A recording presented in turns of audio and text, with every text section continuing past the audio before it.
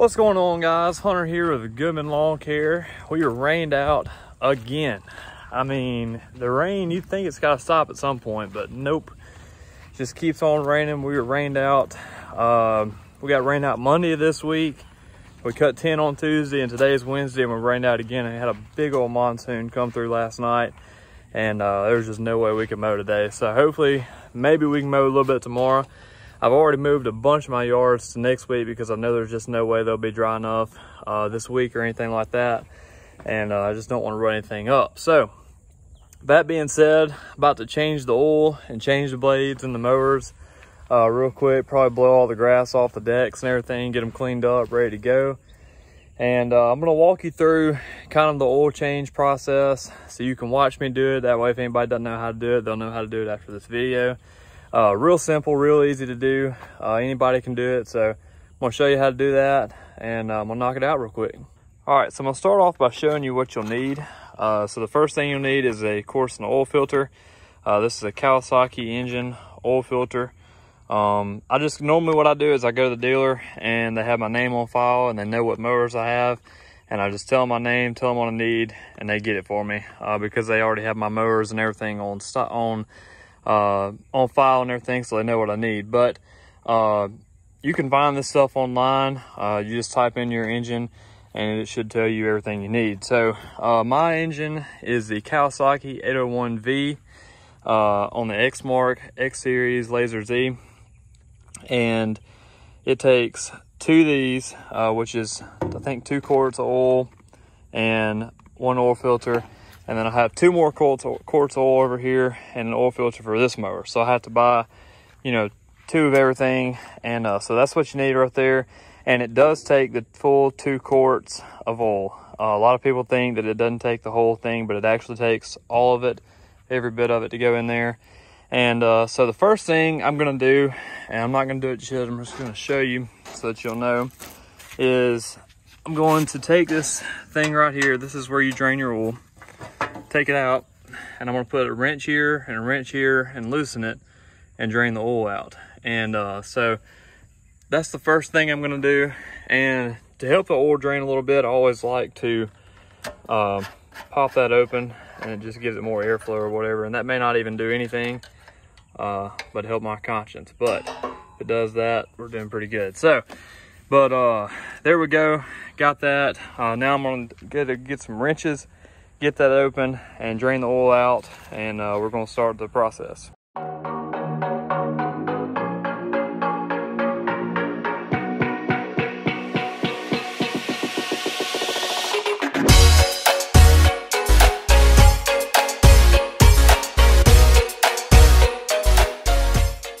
So once you get this little thing broke, I just used a crescent wrench and a regular wrench, put one there, and twisted it. And once you get it, you take this off, and oil runs right out. So I'm gonna let this drain out. It's draining out pretty slow because I didn't crank the motor up, didn't get the motor hot before I let the oil out. So it's pretty cold, so it's gonna take it a minute to drain out of there. So I'll get back with you when it drains out. So the oil is just about done draining, so I'm gonna go ahead and put the cap back on.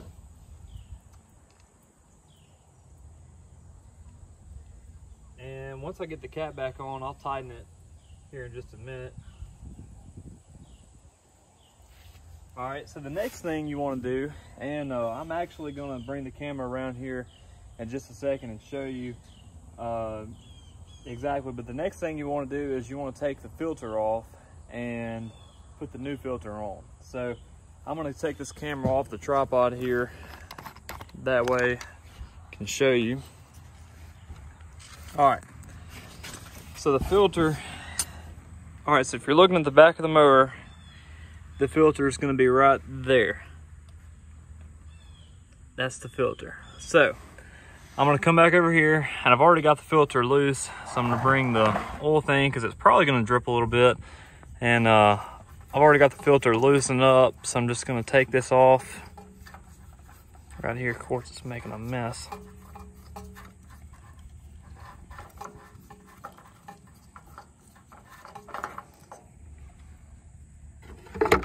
And put the filter in there. and then I'll leave that there for a second, and then I'm going to get my new filter and put it on. So one thing important that you always want to do when you're changing out your oil filters and everything, you're putting the new filter on, is you always want to lubricate the filter before you put it on. You want to, this little rubber seal, you always want to get you a little bit of oil on your finger and just really go around the edges of it. Just like that, just it's kind of hard to do with one hand.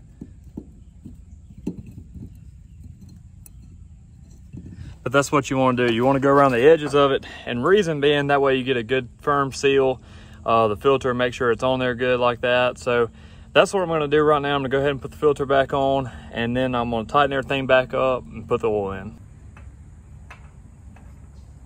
Another important thing to remember is you don't have to, tighten it down real tight. You just want to get it a good hand tight, good seal there. You don't want to get it too tight. Probably good right there. So now I'm going to take this again and tighten it back up. That way everything's good and sealed, good to go.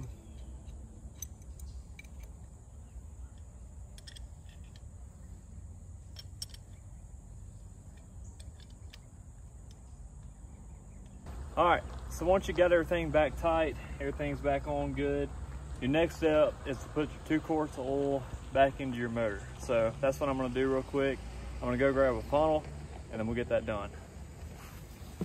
All right, got my funnel, got my oil right here. Like I said, it does take the 2 full quarts there. And when you're pouring it in, you want to go real slow with it. You don't want to go too fast with it because you'll spill it. So just go real slow.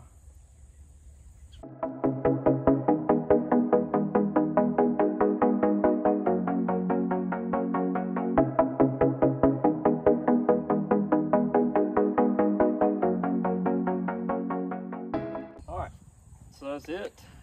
First one's done. So now, I don't have a rag or anything, so I'll just use my little work pants here.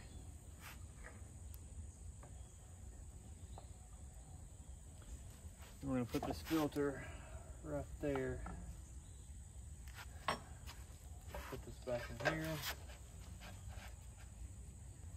All right, if we'll check everything, I'm not sure if you can even see this or not, but you see you got an add, middle, and then full. So we're way above the full line. So that's good, we're good to go. So the next thing that you want to do before you use the motor is you want to crank it up, let it run for a few minutes, and get everything really flowing, get all the oil going in the motor. That way you know everything's good right before you use it. All right, so I got all the oil changed and all the motors. Now I'm about to change the blades. So this is just an old car jack or lawnmower jack we bought from somebody a while back. It does have a little safety thing on here where you loosen that and it goes under one of those, catches it like that. But don't ever trust just the jack. Always sit a block or something up under the deck. That way, if the jack were to fail, it's going to catch it on that block and it won't fall on you and crush you. So, want to throw that in there. A little safety disclaimer there. There's a lot safer ways to do this, but this is the way we do it, and it's pretty safe with this block under it and everything. And because if that jack goes, this block's going to catch it. So, but yeah, I want to throw that in there.